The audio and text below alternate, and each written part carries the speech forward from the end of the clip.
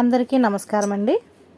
ఈరోజు మనం 2011వ సంవత్సరంలోని చందమామ కథల పుస్తకంలోని కామరాజు కోపం అనే కథ గురించి చెప్పుకుందాం. ఈ కథ రచించింది దాసరి వెంకటరమణ గారు. కామరాజు అనే అతడికి కోపం చాలా ఎక్కువ. మాట్లాడితే చాలు ఎగిరెగిరి పడుతుంటాడు. అతడికి ఈ మధ్యనే పెళ్ళయింది. భార్య సుశాంతి కాపురానికి వచ్చిన మొదటి రోజున అత్తవారింట్లోకి ముందుగా కుడికాలు పెట్టి నడవమని అందరూ హెచ్చరిస్తున్నా పరధ్యానంగా ఉండి ఎడమకాలు పెట్టింది.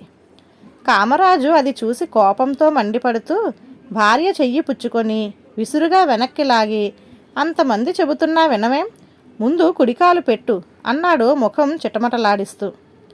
ఆ క్షణంలోనే సుశాంతికి తన భర్త అమిత కోపిష్టి అని తెలిసిపోయింది. తరువాత ఇంట్లోని పళ్ళాలు, చెంబులు, లోటాలు అక్కడక్కడా సొట్టలు పడి ఉండటం చూసి అత్తగారు చెప్పకుండానే అదంతా తన భర్త ప్రతాపమని ఆమె గ్రహించింది. ఇంట్లో తెల్లగా సున్నం వేసిన గోడలకు అక్కడక్కడా పచ్చని మరకలు, ఏవో కూరల మరకలు పడి ఉన్నవి. ఒకనాడు వాటి వంక పరిశీలనగా చూస్తున్న సుశాంతితో అత్తగారు, అవన్నీ కూరలు అవి రుచిగా లేనప్పుడు నీ భర్త పళ్ళెం విసిరివేసిన తాలూకు గుర్తులు అన్నది. ఆ మాట విని 6 ఏళ్ల ఆడపడుచు పకపకా నవ్వింది. సుశాంతికి మాత్రం నవ్వు రాలేదు. తన భర్తకు అంత కోపం ఎందుకు వస్తుందో ఆమెకు అర్థం కాలేదు. ఈ సంగతి ఒంటరిగా ఉన్నప్పుడు సుశాంతి భర్తను అడిగింది. కామరాజు చిన్నగా నవ్వి ఊరుకున్నాడు తప్ప జవాబు చెప్పలేదు. మంచి తెలివితేటలు గల సుశాంతి ఏదైనా ఉపాయంతో భర్తలోని కోపాన్ని పోగొట్టాలని ఆలోచించింది. అందుకు కొంతకాలం పాటు తను ఎంతో అమాయకురాలిననే భ్రమ భర్తకు కలగడం అవసరం అనిపించింది ఆమెకు. కామరాజుకు కోపం వచ్చినప్పుడు చాలా పరుషంగా మాట్లాడతాడు. ఆ గుణాన్ని ఆసరా చేసుకొని అతడి కోపాన్ని ఎలాగైనా పోగొట్టాలని సుశాంతి నిర్ణయించుకుంది. ఒకరోజు వీధిలో నుంచి ఇంటికి వచ్చిన కామరాజు చాలా కోపంగా ఉన్నాడు.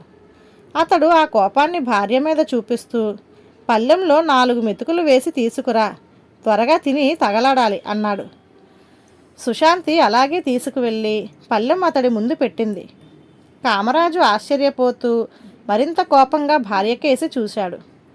సుశాంతి అదేం గమనించకుండా మరేదో పనిలో ఉన్నట్లు నటిస్తూ, అయినా ఇదేం విడ్డూరమండి, అంతా అదేదో కథల్లో విన్నట్టుగా ఉంది, 4 మెతుకులతో మీకు ఆకలి ఎలా తీరుతుంది అన్నది.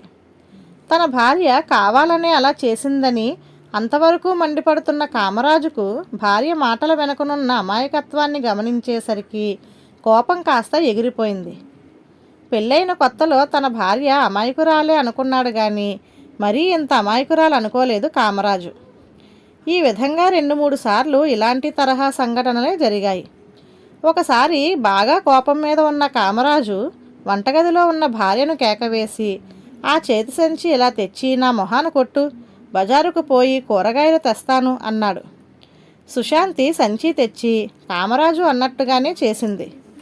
కామరాజు కోపంగా ఇదేమిటని అడిగితే ఆమె అమాయకంగా, నాకేం తెలుసునండి, బజారుకు వెళ్లే ముందు సంచిని భార్య అలా ముఖాన కొట్టడం మీ ఇంటి ఆచారమేమో, అలా చేస్తే శుభం జరుగుతుంది కాబోలు అనుకున్నాను అన్నది. కామరాజుకు ఏమని చెప్పాలో పాలుపోయింది కాదు. ఒకసారి ఇంట్లో వాళ్ళందరూ పొరుగుల్లో పెళ్లికి వెళ్ళారు. ఇంట్లో కామరాజు సుశాంతి మాత్రమే ఉన్నారు. వసారాలో ఉన్న కుడితినీళ్ల కుండ నిండిపోవడంతో దానిని దూరంగా చెట్టు కింద ఉన్న కుడితిగాబులో పోద్దామని తెచ్చింది సుశాంతి. అయితే దానిలో రాత్రిపోసిన నీళ్లు ఆవు తాగకపోవడంతో నిండుగా ఉన్నది. సుశాంతికి చూస్తూ చూస్తూ కుడితినీళ్లు పారబోయే బుద్ధి కాలేదు. కామరాజు పక్కనే ఉన్న వేప చెట్టు కింద కూర్చొని యోగాసనాలు వేస్తున్నాడు. సుశాంతి అతడికి సంగతి చెప్పి కుడితినీళ్లను ఏం చేయాలని అడిగింది. కామరాజు విసురుగా 2 క్షణాలు భార్య వంక చూసి, నా నెత్తిన తెచ్చిపోయి అని పద్మాసనం వేసుకొని కళ్ళు మూసుకున్నాడు.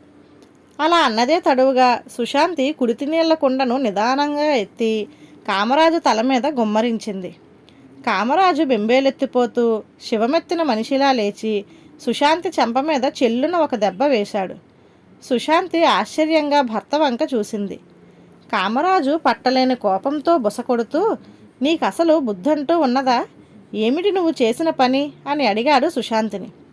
సుశాంతి కళ్ళనీళ్లు పెట్టుకొని, మీరే కదా పొయ్యమన్నారు, కుడితి నీరు వృధా చెయ్యకుండా అలా తల మీద పోసుకోవడం ఆరోగ్యానికి ఏమైనా మంచిదేమో అనుకున్నాను అన్నది.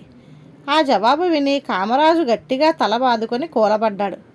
కాసేపట్లో సుశాంతి పొడిబట్ట తెచ్చి అతడి ఒళ్ళంతా తుడుస్తూ, తప్పైతే నన్ను క్షమించండి అన్నది. కామరాజుకు తన భార్య అమాయకత్వం మీద చెప్పరానంత బాధ కలిగింది. అంతకు ముందు జరిగిన సంఘటనల తాలూకు జ్ఞాపకాలు అతడు మరిచిపోలేదు. అందువల్ల ఆనాటి నుంచి ఎప్పుడైనా కోపం వచ్చి బుద్ధి వశం తప్పి మాట పరుషంగా రాబోతూ ఉంటే వెంటనే తమాయించుకునేవాడు.